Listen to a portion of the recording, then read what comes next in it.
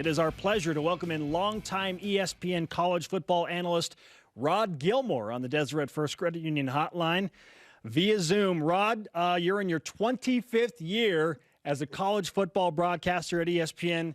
Congratulations. What's the secret to this longevity? Oh, man, thanks. I'm just trying to figure out where the time went. It's kind of weird. I didn't realize it had been that long, but it's sort of like raising kids. You kind of look up one day and you go, are they grown and leaving the house already? Where did the time go? So I'm kind of surprised it's been that long. You've done a gajillion BYU games. What's one that sticks out as one of your favorites? I've done so many over the years, and I sometimes am prisoner of the recent past. And I had the Hawaii Bowl last year. That was a terrific, exciting Christmas Eve game for folks. But probably the game that comes to mind quickest for me is that 2003 snowstorm. Oh, come on, Rod. Day. Yeah. Was that a 3-0 game or something? Yep. I'm a Bay Area kid, and cold weather doesn't always agree with me, and that's the one that comes to mind.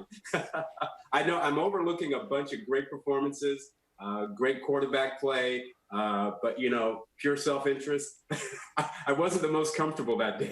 Yeah, the snowball, yeah. Memorable for sure. Rod Gilmore of ESPN with us on BYU Sports Nation. We've dialed up some better weather for you late September, at least for the folks in Provo. There will be no fans, but the teams will enjoy much better weather than the Snow Bowl. What do you anticipate between BYU and Troy as we, fingers crossed, near kickoff between the Trojans and Cougars? Yeah, first of all, I hope that we have a game this weekend. All systems point towards that, but I'm nervous every Friday now since I had a game canceled, and I had a game a couple of weeks ago where we lost the starting quarterback due to COVID-19 on a Friday. So every Friday I'm a little bit antsy about what's happening. And we've had 21 games canceled or postponed already this season out of 46 or 47. So fingers crossed, everything goes well today and we kick off tomorrow night. And that'd be great. I think it's a big game for both teams. I mean, for BYU, they could not have played better in their opener. I mean, they were dominant against Navy. People across the country were talking about not just the strength and power that was shown in that game, but the efficiency with which they played against a universally respected Navy program. A 55-3 beatdown, complete woodshed of a good Navy program that came back last week and played well. So we want to know, are they that dominant? Can they be that consistent? Has Zach Wilson really kind of gotten over all the injuries? And, I think that contributed to the inconsistency he had at times last year, the injuries. And he looked healthy. He looked good. I expect to see an uptick in the intermediate and deep passing game from him. But they're facing a Troy program that has a lot of speed and a lot of athleticism, and they will challenge the BYU defense much more down the field than Navy did. So I think it's a really good test for both programs. And if people aren't familiar with the Sun Belt's been beating up on the Big 12 the early part of this season.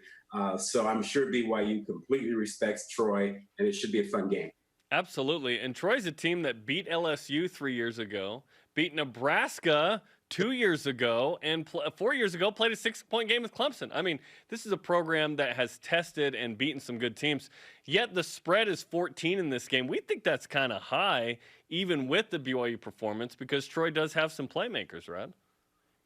Yeah, I think that's due to the way BYU performed in their opener. And you're right. Troy has some playmakers. They can move the ball. Now, they've got a young guy quarterback, a redshirt freshman in Gunnar Watson, who played well in his opener. But I think you will see BYU probably test him to see how comfortable he is when he's under duress a little bit and how patient he can be. He's got talented, fast receivers on the outside. They played 4 or 5 running backs last week in their opener. They run similar offensive plays, run style, but they are much more of a quick screen game and take shots down the field. So they'll challenge BYU, and they probably feel like they like they have a good matchup with their receivers. So we'll see. We'll see what comes out of that. Rob Gilmore of ESPN with us on BYU Sports Nation. The Cougars are ranked number 18, albeit it is a modified poll this year. What does BYU need to do to remain on the national radar, even with the influx of the Big Ten and Pac-12 looming? Win. I think most voters are sophisticated enough that they understand that week to week things change. You're never as good as you were in that previous week, and you're never as bad. And most voters understand that. But to be consistent and to win against a respected program and go 2-0 would keep BYU in the top 20. You're not going to have the Big Ten back for a few more weeks. You're not going to have the Pac-12 back in the rankings seriously for quite a while. The SEC will come back in after this week. So it's important for BYU to get a win to withstand, 5 or 6 SEC teams getting wins and showing up in the polls. It's certainly very early, but BYU's schedule is one that has a lot of wins on it potentially. And BYU does not have Group of 5 access as an independent to the New Year's Six. If BYU is undefeated and there's enough of a margin in some of these games, maybe, do you feel like they'd have a shot at a New Year's Six? Well, I'm curious as to what you think about this, because I was looking at their schedule the other day and looking at their original schedule. And if they had the original schedule, I don't think there'd be any question. Right. There'd be no question that a BYU team that went through that would be in the discussion for the college football playoff. This schedule, when you don't have any Power 5 teams on it, makes it really difficult. And in order for BYU to even be considered, they would have to, in my view, sort of whitewash everybody they play, so that the whole discussion was, we haven't seen a team this dominant in a long time, and I don't care who they play. They had no control over that during this pandemic, but they've been so dominant, we have to consider them. And that's sort of the way I look at it. I'm curious as to, what you think, and if you think I'm, too far out there on it. Well, we think that BYU is going to add games in November. We see just the one game with North Alabama, and we think that Tom Homo is waiting to get some potential like UCF sitting there on November 7th available. And we'll see if maybe UCF would want that. That would help. Army, November 28th. They say they want to reschedule, but they haven't yet. I'm wondering if Army watched the Navy game and said, no, we don't want to reschedule that game. So we think that obviously quality is lacking, but if BYU wins and whitewashes, like you said, that's good. But they're going to need more games to say, well, you can't have the argument, they didn't even play as many games as everyone else. That would be an issue. Yeah, UCF would help them. They're not going to get a Power 5 program. So any Group of 5 team that is doing really, really well and has an open date will help them. Look, it's not the greatest position to be in and the greatest argument, but in 2020, when everything has gone crazy, who knows what we'll be looking at in November. We could have a number of Power 5 programs who played only 6 games and maybe have lost 2 of them. Rod, where does BYU have the biggest advantage against Troy in tomorrow night's game? Oh, I think without question, it's up front with their offensive line versus Troy's front 7. Troy has decent size with a couple of their defensive linemen, but once you get to their linebacking group, which will have to defend the run, they're relatively small. And so that's really where the disadvantage is. How does Troy combat that?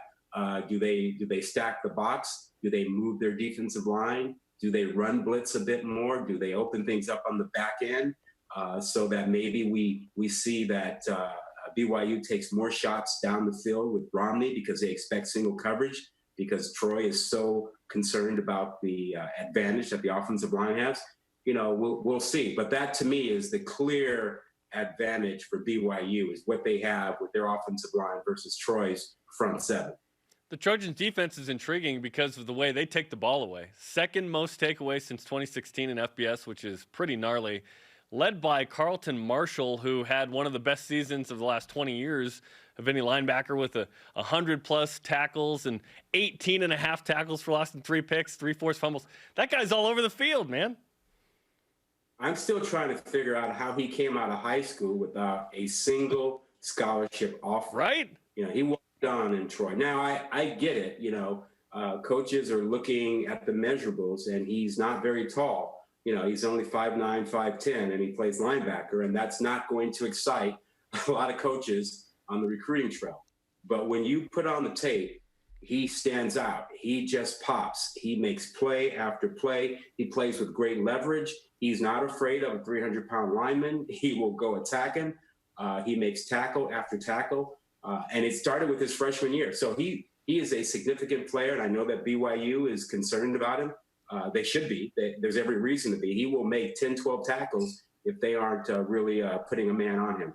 So he's a phenomenal player, and you'll be surprised when you look out on the field and you go, that guy's playing linebacker? He's too short to play linebacker. Just wait till you watch him.